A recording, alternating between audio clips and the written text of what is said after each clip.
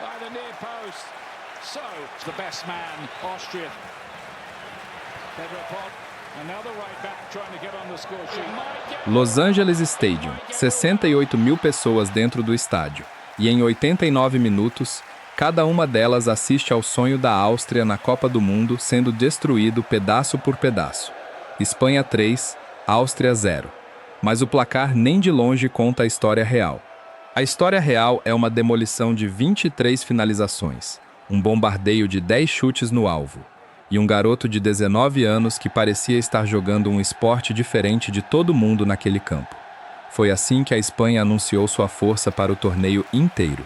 Vamos falar de números primeiro, porque esses números são brutais. Espanha, 23 finalizações.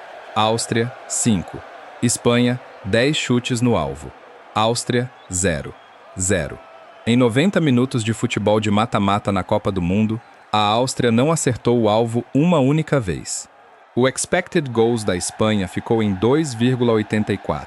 O da Áustria, 0,32. Isso não é uma partida de futebol.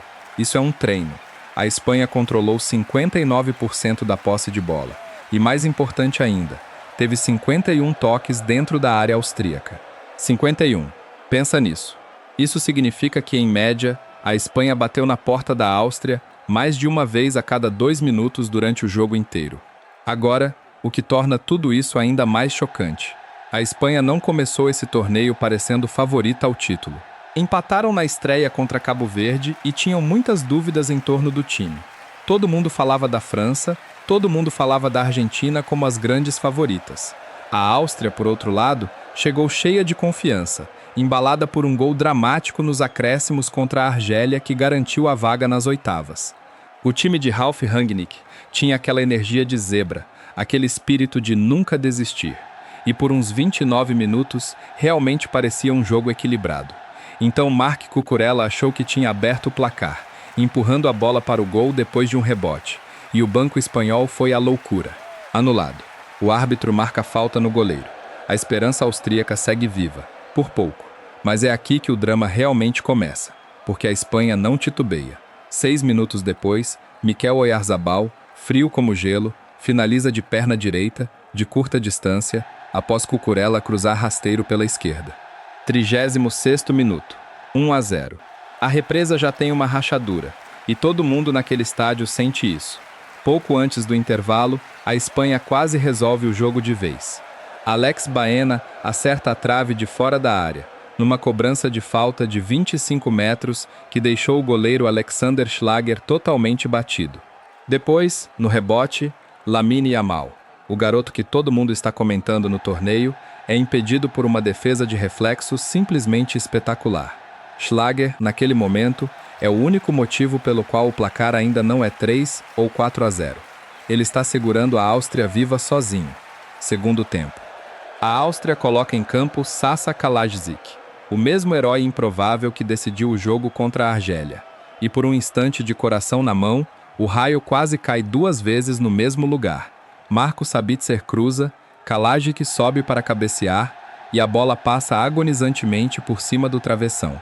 Se aquilo entra, é uma partida completamente diferente, um momentum completamente diferente, uma história completamente diferente, uma história completamente diferente, uma história completamente diferente, uma história completamente diferente, uma história completamente diferente, uma história completamente diferente, uma história completamente diferente, uma história completamente diferente, uma história completamente diferente, uma história completamente diferente, uma história completamente diferente, uma história completamente diferente, uma história completamente diferente, uma história completamente diferente, uma história completamente diferente, uma história completamente diferente, uma história com Cucurella de novo, avançando, toca para Baena, que cruza rasteiro com a perna esquerda, e dessa vez é Pedro Porro que sobe mais que todo mundo para cabecear e marcar seu primeiro gol pela seleção. 2-0. A resistência austríaca está oficialmente quebrada. Dá para ver isso na linguagem corporal deles, os ombros caindo, as pernas ficando mais pesadas, a vontade de lutar escorrendo em tempo real. E então, o momento que todo mundo vai lembrar. 89º minuto. Cucurella e Oyarzabal, que dançaram por aquele lado esquerdo a noite inteira, se conectam mais uma vez. Cucurella cruza com precisão cirúrgica. Oyarzabal encontra a bola de primeira, de perna direita, no canto. 3-0. Seu segundo gol na partida, o quarto dele no torneio e uma estatística de parar o coração. Ele é o primeiro jogador espanhol a marcar 2 vezes em uma partida eliminatória de Copa do Mundo desde 1986. Desde Emílio Butragueño. São 40 anos de história reescritos em uma única noite. Vamos colocar essa atuação em contexto, porque isso é o que deveria assustar o resto do torneio. Essa foi a primeira vitória da Espanha em mata-mata de Copa do Mundo desde que ergueram a taça em 2010. A primeira vez marcando mais de um gol em uma eliminatória desde 1994. Sob o comando de Luis de la Fuente, a Espanha segue invicta em toda a grande competição que disputou, 10 vitórias em 11 jogos. Apenas 2 técnicos na história europeia ficaram mais tempo sem perder somando Copa do Mundo e Eurocopa. Leia isso de novo. Esse time simplesmente não perde. Para a Áustria, a jornada termina aqui, mas não é uma história de vergonha. Essa foi a primeira presença austríaca em mata-mata de Copa do Mundo desde 1954, 72 anos. Eles conquistaram esse momento, lutaram por cada centímetro, e as defesas de Schlager impediram que o placar virasse um vexame completo.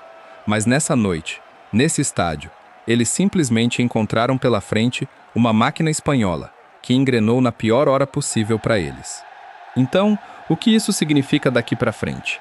A Espanha agora segue para Dallas para enfrentar o vencedor de Portugal contra a Croácia.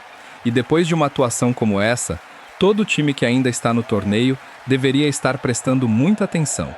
O hype antes do início da competição era todo em cima da França e da Argentina. Depois dessa noite, a Espanha acabou de mandar um recado. Pode ser que eles sejam o time que ninguém quer enfrentar. 23 finalizações, 0 gols sofridos. Um adolescente aterrorizando homens feitos. Isso é um tiro de aviso. E o resto da Copa do Mundo acabou de ouvir bem alto e claro.